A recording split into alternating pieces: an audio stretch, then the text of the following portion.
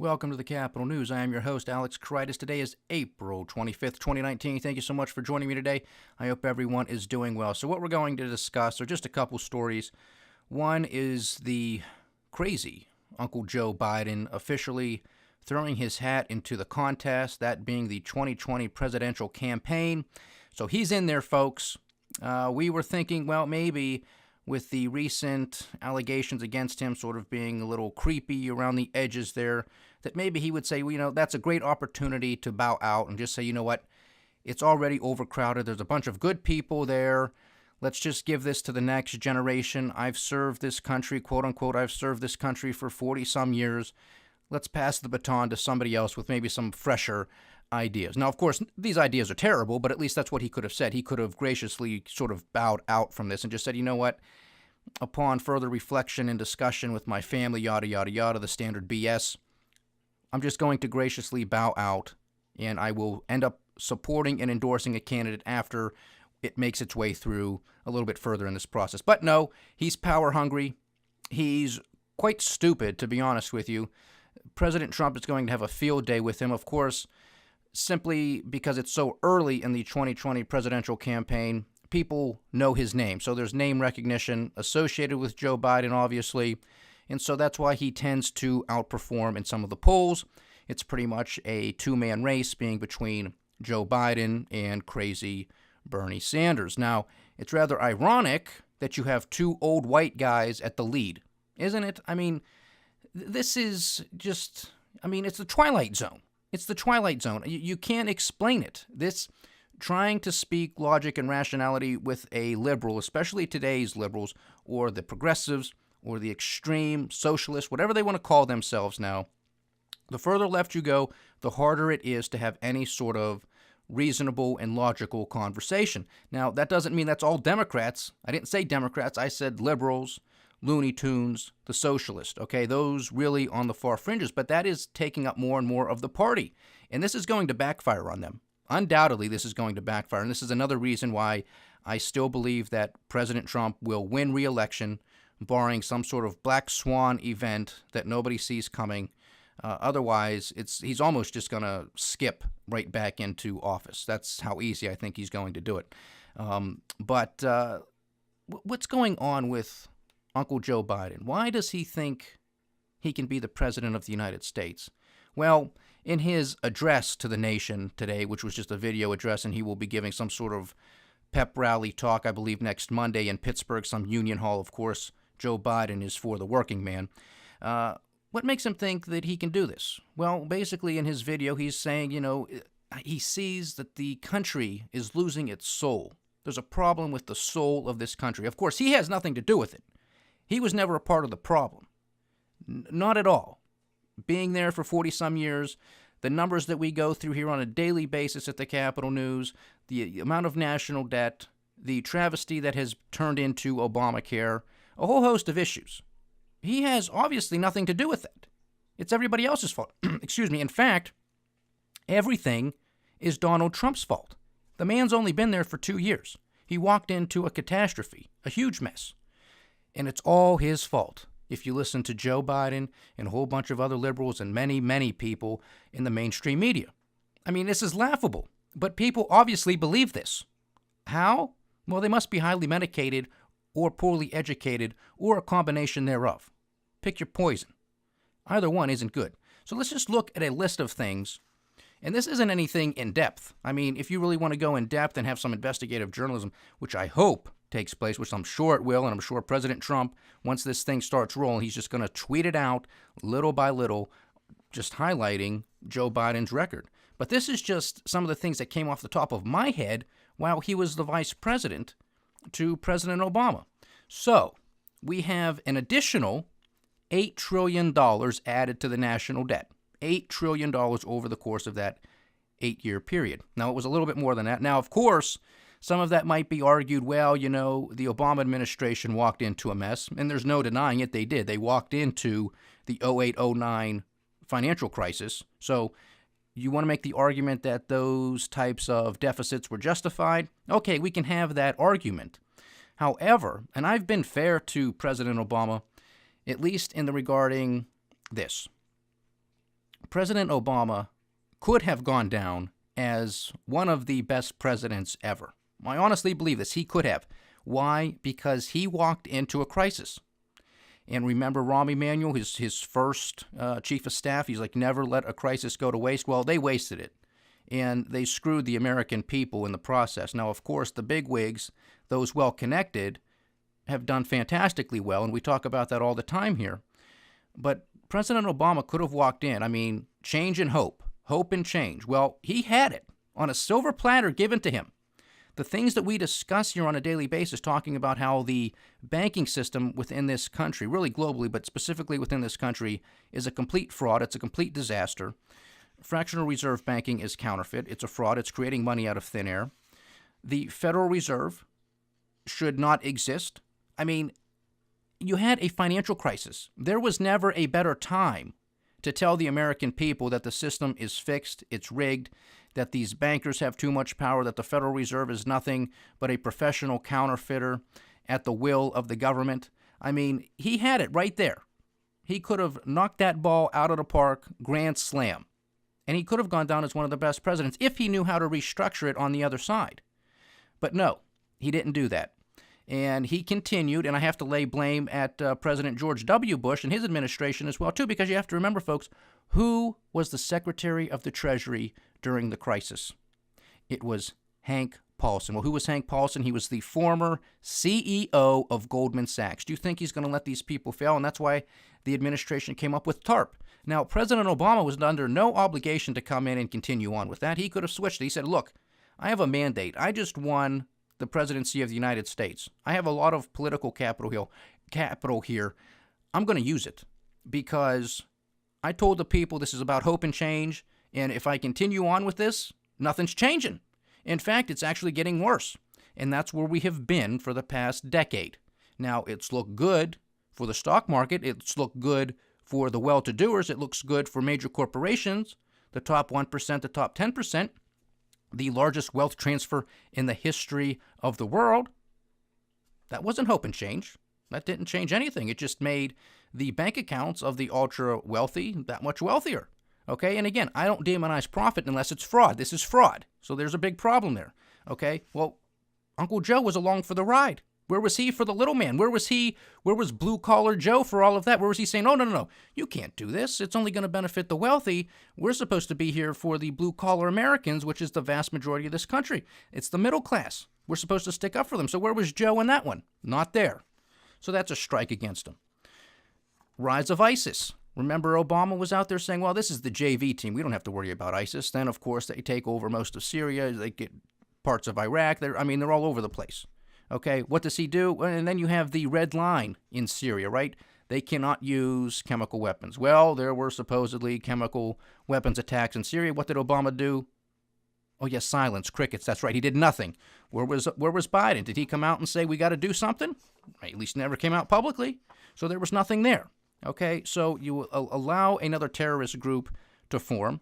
You consider them the JV team, and they start taking over, and they don't get knocked out until President Trump becomes elected. All right?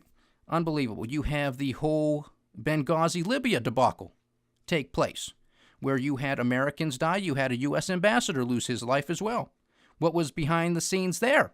Because it was all lies and propaganda from day one. Remember? It was a spontaneous eruption. It was a spontaneous uprising because there was some video out there floating online, a bunch of bull.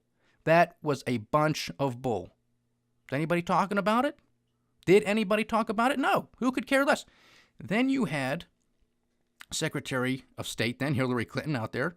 This is what I think was going on with Libya. I think they were trying to move the United States of America was trying to run guns up through Libya, get them into Turkey so they could get into Syria so we could fund and arm one side of the fight. Who were we arming? Who knows? It could have been Al-Qaeda. We could have been making an alliance, quote-unquote alliance, with Al-Qaeda, who knocked down 2 buildings on September 11th, who crashed into the Pentagon. I mean, that Al-Qaeda? It's quite interesting, isn't it? But, hey, everybody has to kneel at the altar of Obama because he was the best thing since sliced bread. We're not buying it here. Again, he could have been, But he was a disaster for this country because he didn't know what he was doing. Or he did know what he was doing, and that's what he wanted. Either way is inexcusable. So, $8 trillion to the debt, the rise of ISIS, Benghazi, Libya, Fast and Furious. You remember this happening under the Obama administration? That was guns for drugs. That was pretty much at the lead of former Attorney General Eric Holder. That was a good one, wasn't it? The Iran deal. Supposedly Iran sponsors and funds terrorism, but we made a deal with Iran and we sent them billions of dollars in cash. You remember that one? What was it, like $150 billion in cash? Does that make sense to you? Where was Biden for this one? $150 billion. Maybe you could have helped out some of those blue-collar workers you supposedly stand up for, Joe. Where were you? He never argued against quantitative easing as far as we know. That goes in with the $8 trillion. That goes in with helping the banking industry. Where was that? Then they put forward the ACA and Obamacare. Now, of course, this is a little bit more political because some people think it's the best thing since sliced bread. We here at the Capitol News do not. We talk about this all the time. Even we argue against President Trump, saying that he wants the Republican Party to be the party of health care. No, sir. No. Now you're starting to sound like one of the lunatics on the left because they want to own health care. I don't want any politician, I don't want any government institution owning health care.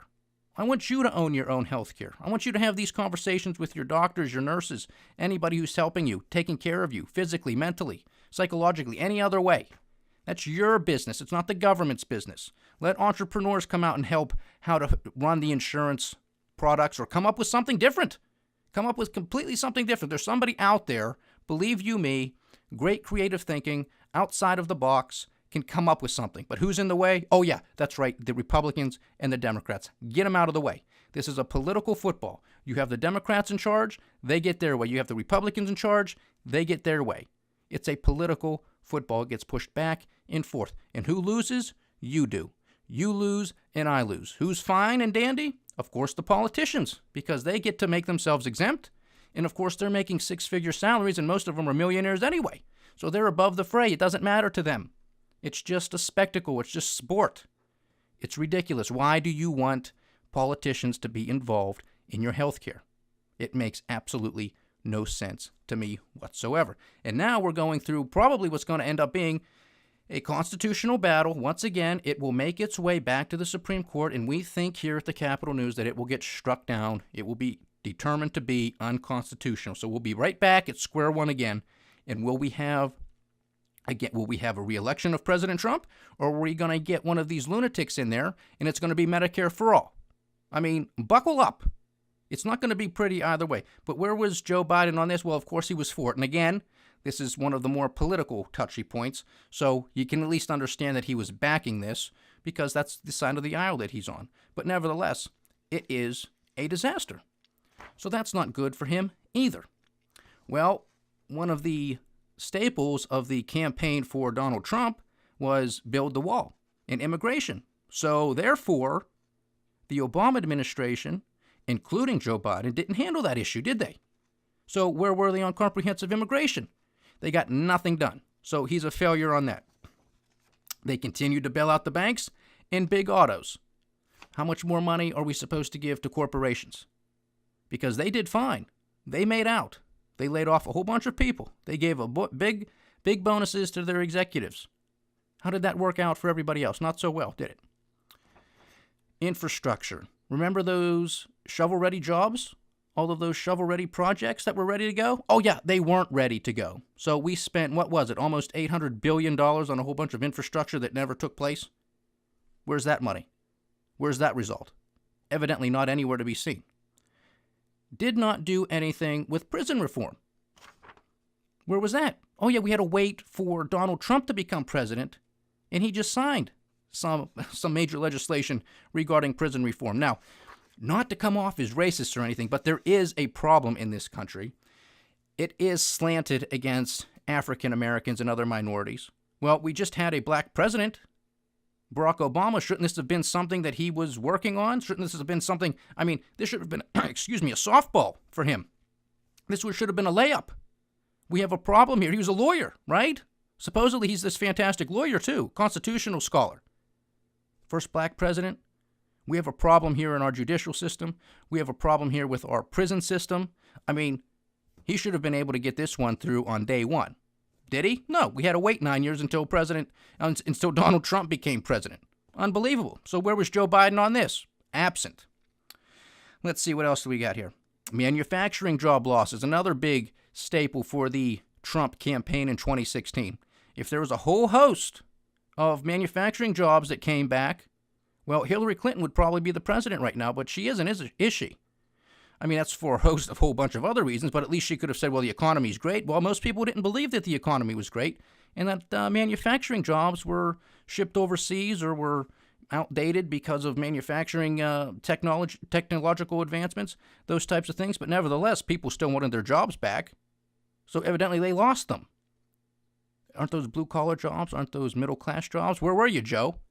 Couldn't think outside the box, couldn't renegotiate trade deals, couldn't even think about renegotiating trade deals? I mean, this man is despicable. Depleted the VA, all of the issues regarding the VA with vets and how they were treated or poorly treated. Had to wait 9 years until Donald Trump became president to deal with that. So I don't know what this guy's going to run on. I mean, please, if you support this man, that's fine. It's your right to do so, but send me a list of the accomplishments that this man has done. Because now he wants to play victim of something. He's going to joke around with being, like I said, creepy on the edges and touching women and children inappropriately or at least a little bit in a shady manner. So, I mean, is he going to continue to joke about that? You know he's going to put his foot in his mouth. I mean, once a day. You think Donald Trump's bad, at least Trump doesn't care. You know what I mean? Biden, he's going to try to walk everything back, which is what he's been doing. So Trump is going to have a field day with this guy. I mean, you would have to be an idiot to be Joe Biden and run with this type of record and with Donald Trump as the president of the United States. I mean, Donald Trump just has to be salivating, waiting for this to go. He's already destroyed Pocahontas, Senator Elizabeth Warren of Massachusetts. I mean, she's done. We know she's a lunatic. We know she's stupid, but she's out there, and she's going to keep on keeping on. You got to give her credit for that. She's keeping on. But, that's really just a sign of craziness. Doing the same thing, expecting a different result. She's not going to get anywhere. I don't think Joe Biden's going to get anywhere, but he has name recognition. Now, one of the other funny things was Joe Biden, so far at least, he said, well, I called up President Obama, and I told him, do not endorse me. I want to earn the vote of the people. I want to earn it through policy and hard work, blah, blah, blah, blah, blah. Let me give you a little inside information here, Joe. Obama wasn't going to endorse you, okay? Especially not right off the bat. Now, if you had somehow made your way through, yeah, he would throw his weight behind you, but he wasn't going to support you right off the bat. I'm sure during that phone call, President Obama was very gracious and said, of course, I will honor your wishes. I understand what you're saying. There's a lot of people in the race. Do what you got to do. If you make it out, I will be behind you 100%. Then he hung up the phone. He turned to Michelle and he said, wow, what a relief. What a relief. Would have made a whole bunch of conversations a lot less awkward now because I don't have to worry about him asking for an endorsement so early on. I mean, give me a break. This guy, like I told you months ago, should go back to Delaware and take a nap and enjoy his grandchildren and just say, you know what, I'm an older man. I've done my time here. I've served my country, and he can put any spin on it he wants, and people can applaud him however they want to applaud him, and he can just go quietly into the good night. And if he wants to pipe up every once in a while, may he do so. It's his right. But, I mean, all this is going to do for us is just going to make the circus that much more comical. So we'll see what happens. But, I mean, just off of those fast talking points there on his record when he was in the Obama administration, I mean, what's he going to come out and say that he did? I have no idea. He's just going to say, oh, the American soul is being lost because Donald Trump is the president. Vote for me. I don't think that's going to work, Joe. Especially when you got a lot of lunatics out there all jazzed up about Crazy Bernie. So good luck to you, buddy. The other story I want to talk about this evening briefly here, Donald Trump gave an interview this evening with Sean Hannity of Fox News, and this sort of ties in with a previous interview he gave. I don't even remember when it was. It wasn't that long ago because I know we had a conversation on it, maybe about a month ago. He was on Judge Jeanine Pirro's show, also on Fox News, and basically, and that was before the Mueller report came out and everything. So now this is post the Mueller report, obviously, but the theme is still the same. The president feels vindicated. No collusion, no obstruction of justice. And now it's time for the Trump administration to turn the tables on the people who were investigating this. A lot of Democrats, a lot of people who comprise the Obama administration, the same names, everybody that we talk about here all the time: Lisa Page, Peter Strzok, James Clapper, John Brennan, Loretta Lynch, Jim Comey, Andrew McCabe, a whole host of others.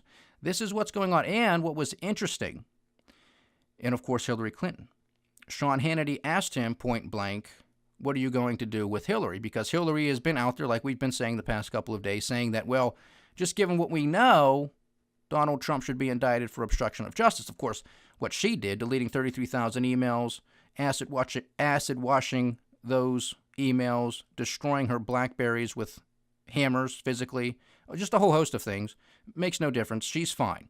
She's queen for a day. Throw the book at her, and then in the last sentence say, well, we're not going to prosecute. But she has the audacity to come out and say, yeah, what Donald Trump did, he should be indicted for that. So that's the world we live in. But Donald Trump was asked by Sean Hannity about Hillary Clinton, because right after the election, Donald Trump did come out and say, you know what? It was a very heated debate. It was a very heated campaign. Let's cool our heels with the whole lock her up chant and all that stuff. Okay, it was good fun. It made for good TV. It's your side versus her side. Okay, that's fine. But now we have some real issues to tackle. So let's put that aside. She lost. She's not there. Let's go solve a whole bunch of things that need to be solved. Okay, that's an argument. Now, with all of this other stuff coming out, and pretty much consistent with what he told Judge Jeanine last month or whenever that interview was, is, you know what, this is treasonous, basically. There's a lot of problems here, and we're just going to go wherever the evidence leads us. And we already know from the public evidence that it's going to lead to Hillary Clinton. It's going to lead to the DNC. It's going to lead to all of those names that we mentioned. And quite interestingly, this time, Donald Trump sort of alluded to the fact that it goes to Hillary Clinton, that it goes to James Clapper and John Brennan, that it goes to perhaps even higher levels of the government. Well, the only people higher than them is the president himself and some other cabinet officials. So he sort of hint, hint, wink, wink. Yeah, Obama and maybe even Biden. Joe was probably taking a nap somewhere, but I mean, he was there. These people could get indicted or be implicated in some sort of wrongdoing. And we know this. We know this. And he even said exactly what we say here all the time at the Capitol News. Look at the testimony that has been released and wait for more testimony that's going to be released. And of course, that's referring to some of the Lisa Page testimony, where we know that President Obama himself wanted to be kept in the know, kept in the loop at every turn when it came to the Russia investigation, which began long before Bob Mueller became the special prosecutor. So this stuff is deep, people.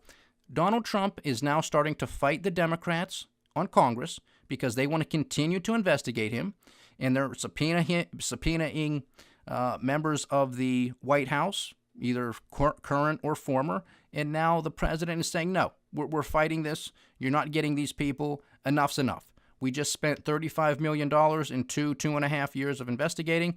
There's no collusion. There's no obstruction. End of the story. We have other fish to fry. I was open.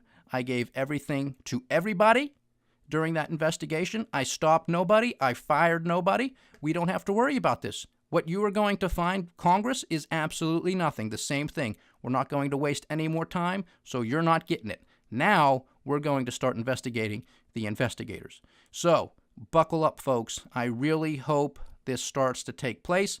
Another interesting thing that Sean Hannity asked, or at least led to Donald Trump saying, was in relations to the Office of Inspector General reports, because we never had a timeline as to when these things were coming out. We were hoping that they would be in the spring or summer. Obviously, the sooner the better.